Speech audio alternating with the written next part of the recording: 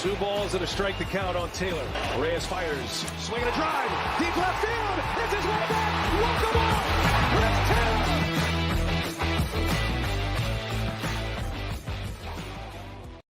What's up, everybody? Welcome into DodgerHeads, presented by DodgerBlue.com. My name is Jeff Spiegel, joined again today by Scott Geirman, and we are talking injury updates and some positive news. Typically, when you're talking injuries, it's bad news, but if you're a Dodgers fan, we've got some good news today, specifically related to Clayton Kershaw and Andrew Heaney, both of whom are nearing rehab start. So let me start with Kershaw here. Kershaw threw his first bullpen since going on the injured list on Monday. Throws a second one on Wednesday, and now Dave Roberts is saying the next step for him is likely a rehab start. Dave Roberts says he's anxious to get back. Scott, how big of a boost would it be to the Dodgers to get Clayton Kershaw, who is pitching as one of the best pitchers in all of baseball, right before getting injured? Exactly that. It would be a huge boost, massive, because Clayton was. He looked. Not only did he look fantastic, he looked rejuvenated. Like he looked like he had a little new, not a lease on life, but a new, just a new sense of passion out there. He looked like he was pitching free. Everybody saw his debut in the season, but Clayton Kershaw looked like he found a little something. And anytime you have a chance to see Clayton Kershaw find something at this stage, it's special. So. And the fact that he's anxious to get back, which, could mean we see him sooner rather than later. That's huge. That's massive for the Dodgers.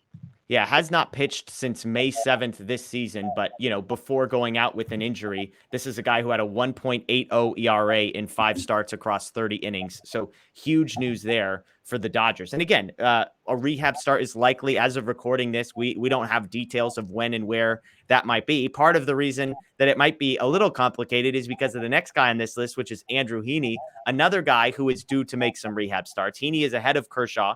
He's thrown multiple bullpens. He threw a simulated game earlier this week. Dave Roberts says he needs probably at least 2 rehab starts, potentially upwards of 4 rehab starts. And yet again, Scott, another guy who, heading into the season, if I had told you Anderson would be pitching as well as he has and Gonsolin would be pitching as well as he has, you probably wouldn't be all that concerned about when Andrew Heaney was coming back. But this is another guy who is absolutely shoving before going on the injured list. Definitely.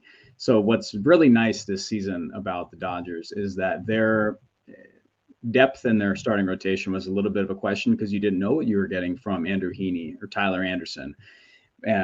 Kershaw getting hurt, Andrew Heaney being hurt, kind of, threw a little bit of a wrench in that. But the best thing is that the news from them is positive, and that we know Heaney was, has just like Kershaw has unlocked a little bit of something. Has had huge success. So it's just, I can't stress how massive it is for the Dodgers just to get, and be able to eliminate that possible 5th day, that extra guy having to come in and you don't know what you're getting. You can let Mitch White, roll back a little bit, and Heaney coming back would be fantastic.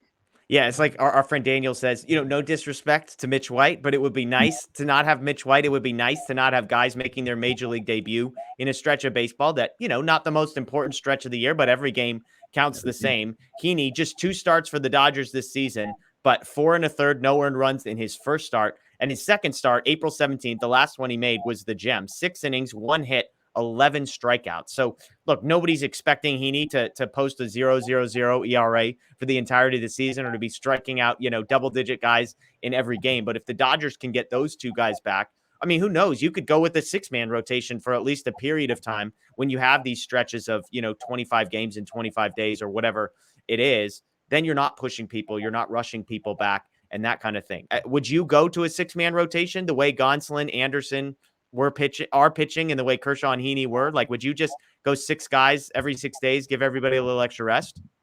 I think that if they collectively thought that was, the best thing to do, just to keep, guys in the loop, guys pitching every day, and maybe avoid the piggyback situation that we saw earlier because, arms are a little more stretched out. I sometimes it can hurt, but I feel like the Dodgers will make the best decision, but definitely for the fact that they have enough arms that were pitching well when they were all around, I think that could be a real positive thing. Yeah, because they were piggybacking Gonsolin, who has now gone 6 innings in 3 straight starts. The first time he had ever gone 6 innings at any point in his career. Now he's done it 3 in a row. So you're not going to want to piggyback him the way he's pitching. You can't really put Anderson back in the bullpen the way he's pitching because you could argue he's been the Dodgers' best pitcher of late over the last, 4 to 6 weeks.